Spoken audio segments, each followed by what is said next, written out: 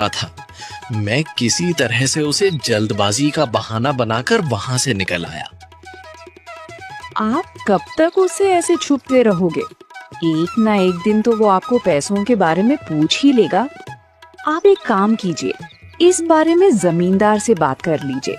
आखिर ये सब कुछ जमींदार जी के कहने पर ही तो किया है। तुम ठीक कह रही हो, मैं अभी जमींदार से बात करके आता हूँ।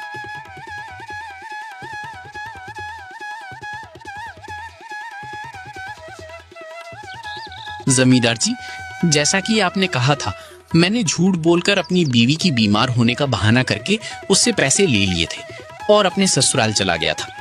उसे लगा कि मैं अस्पताल में हूँ और अपनी पत्नी का इलाज करवा रहा हूँ। इसी तरह मैंने आपका काम कर दिया है। अब तो आप मेरे ब्याज के पैसे नहीं मांगेंगे ना? हाँ ठीक है, मैं तुम्हारे ब्याज के पैसे माफ करता हूँ। तुमने मेरा बहुत बड़ा काम किया है। पर मैं कबीर को ज्यादा देर तक नहीं संभाल पाऊंगा। आपको जो भी करना है जल्द से जल्द कीजिए। तुम फिक्र मत करो, मैंने उसे 1 हफ्ते का वक्त दिया था। उसमें से 5 दिन तो गुजर चुके हैं, 2 ही दिन बचे हैं और 2 दिन में वो खाक पैसों का इंतजाम करेगा। उसे मजबूरन अपनी जमीन मुझे देनी ही पड़ेगी। फिर 2 दिन बाद कबीर रमेश के घर जाता है।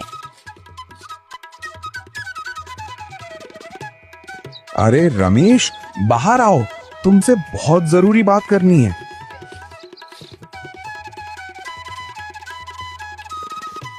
अरे भाई साहब, ये तो घर पर नहीं है।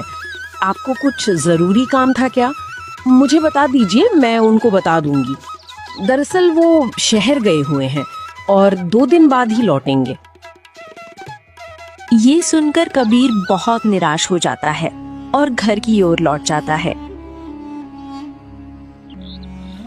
अजी, सुनते हो? बाहर निकल जाइए, वो चला गया है।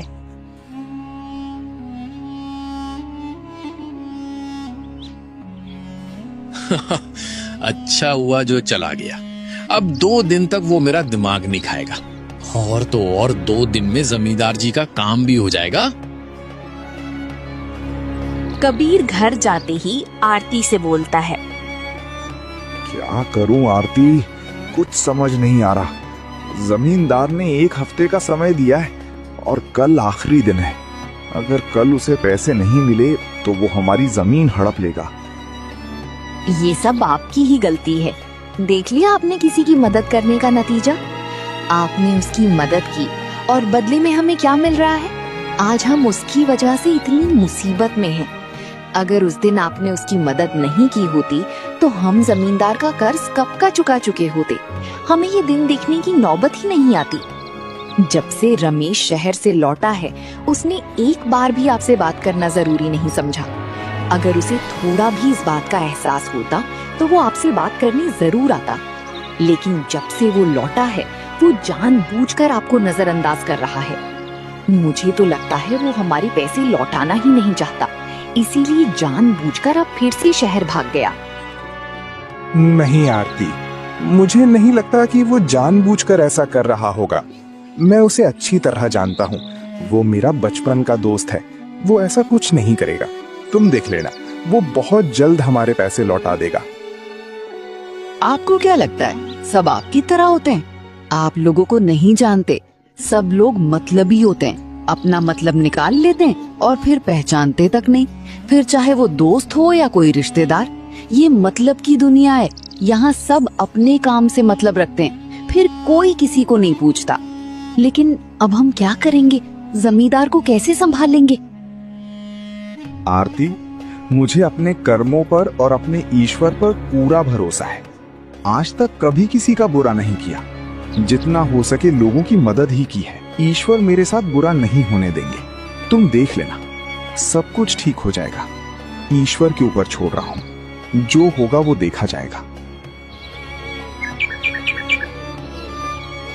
दूसरे दिन कबीर अपने खेत जाता है तो वहाँ पहले से ही जमींदार खड़ा होता है। कबीर, अब तुम्हारा इस जमीन पर कोई अधिकार नहीं। तुम यहाँ काम नहीं कर सकते। निकलो यहाँ से। ऐसा मत कीजिए जमींदार जी,